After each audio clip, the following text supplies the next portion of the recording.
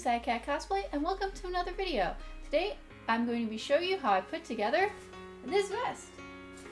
I made a vest for a client. This is the rose vest for Bakugo from My Hero Academia, and I put it together using the McCalls 2447 pattern. This is a men's suiting pattern, and included in that is a vest pattern. So let's go ahead and show you how I put this all together.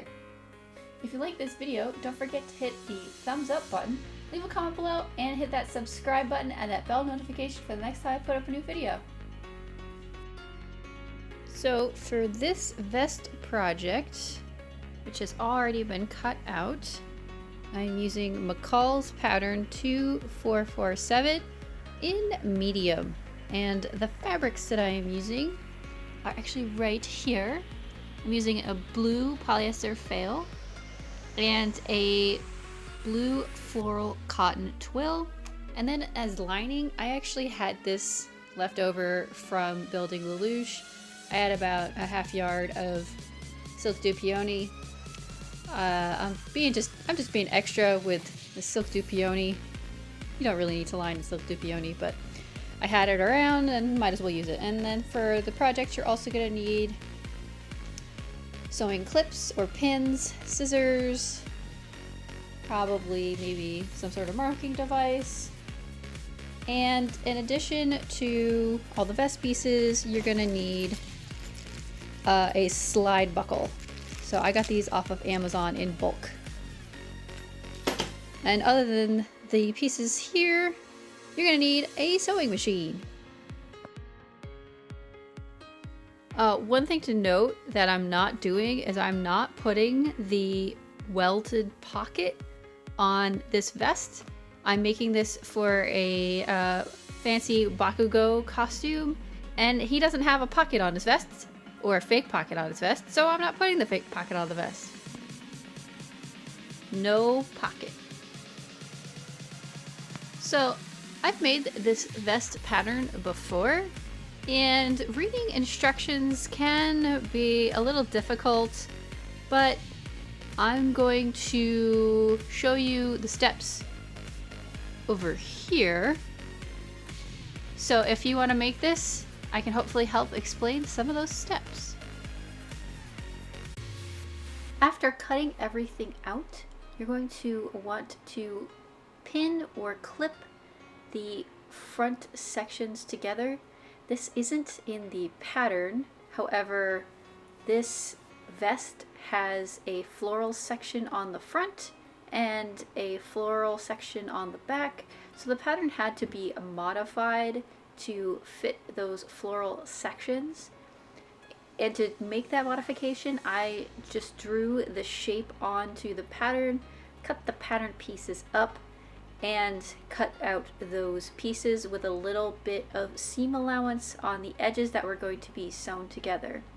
So these are just going to be clipped together and then sewn together. Same thing with the back. You're going to clip together or pin together the pieces for the back piece. You wouldn't have to do this if you were just using the straight up pattern, but since I made modifications, I have to clip these two pieces together. While I'm clipping things together, I'm going to go ahead and clip together the back ties as well. With the back and the front sections now clipped together, I'm going to go ahead and sew those pieces together with a regular running stitch, regular sewing foot, and a normal sewing needle. This is either a 70 or an 80 universal needle. Always make sure to check your needles and replace them if necessary. I replace mine about every 7 to 8 hours of sewing. Since this is a fully lined vest pattern, you don't need to worry about finishing the raw edges of any of the seams since they're going to be covered by the lining. All you're going to need to do is to remember to iron your seams, and I will get to that in a little bit. The polyester that I'm using is very stiff, so because of my materials choices, I am top stitching the seams on the pieces on the front and the back where the blue floral meets the blue polyester fail. the seams have been pressed towards the fail. All those steps up until now have been to deal with the modifications to the pattern that I made. At this point, it's time to actually start following the directions as intended, which the first step is to add in the darts to the front and the back. There is a dart on either front section and 2 darts in the back. I admittedly am not great at adding darts to garments. There's a couple ways you can go about adding darts. You can mark off the placement with pins, you can mark it off with tailor's chalk or other water-soluble markers. You can use the pattern piece to align the fabric to the pattern piece to mark off the dart, but make sure that you are appropriately marking off the dart before you sew it in. Once you've marked in the front darts, go ahead and sew them into place. Sew in the front darts first because there are some special steps involved with sewing in the back darts. Before sewing in the back darts, you're going to need to sew together the sides and one end of the back belts. You're going to stitch those with a 3/8 inch seam allowance and leave one of the ends open so you can turn them inside out. Once you've sewn down the long side and one of the short sides, make sure to cut the corners of the side that you sewed so that you can turn it inside out more easily. Turning these things inside out is a little bit of a chore, but once you've turned them inside out, take them to your ironing board so that you can press them flat. As with all my crafting, the cat's around. You might see him again. Once the back belts have been pressed, you're going to hand sew the slide buckle onto the left back belt. You're going to need to turn over about 1 inch of the belt and then whip stitch that end down, and you'll have installed your slide buckle onto the left side.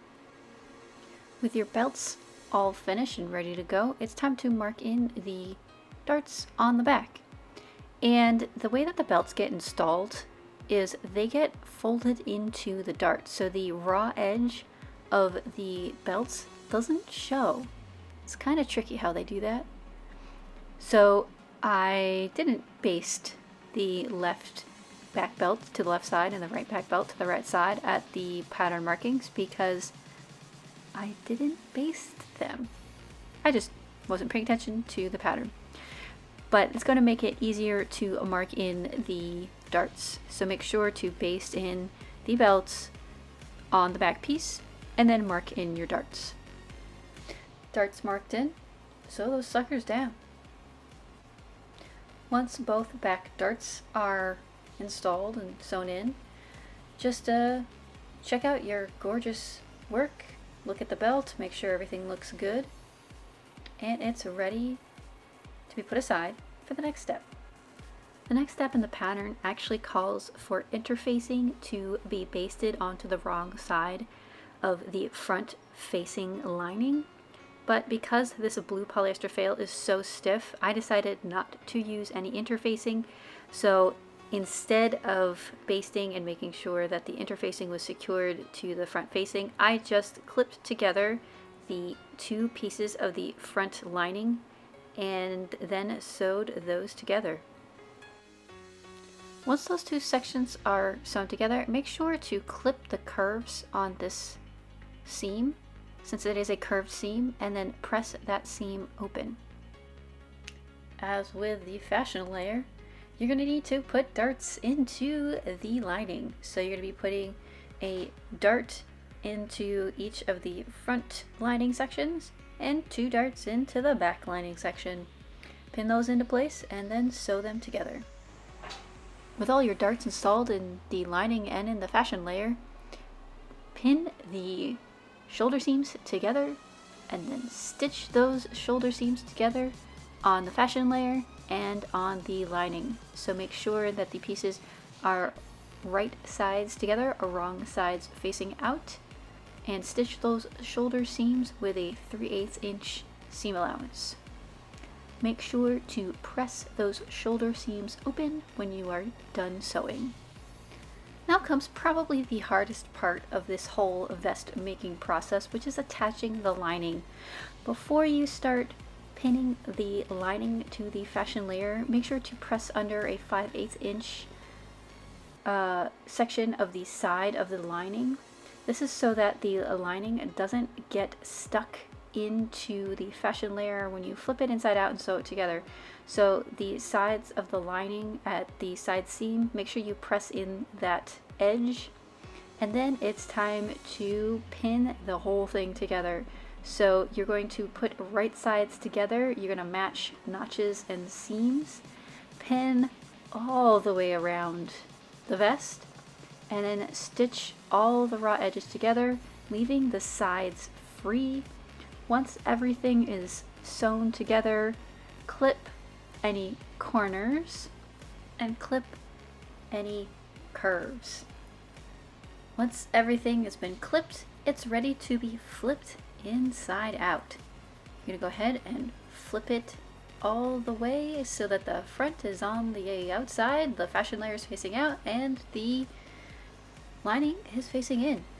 Once everything has been flipped inside out, make sure to press all of the seams. And I mean all of the seams. So you're going to need to press all along the edges of the entire garment. Next, you're going to stitch the front to the back at the sides, making sure to keep the lining free. To close the seam of the lining, you're going to need to pin the two lining pieces together, and then this is where you're going to have to hand sew the linings together. The directions call for a slip stitch to be used, but I actually whip stitch the two sides of the lining together. That's just my preferred stitching method, and I think it looks fine. Make sure when you are stitching the lining sections together to not catch the fashion layer in your stitching.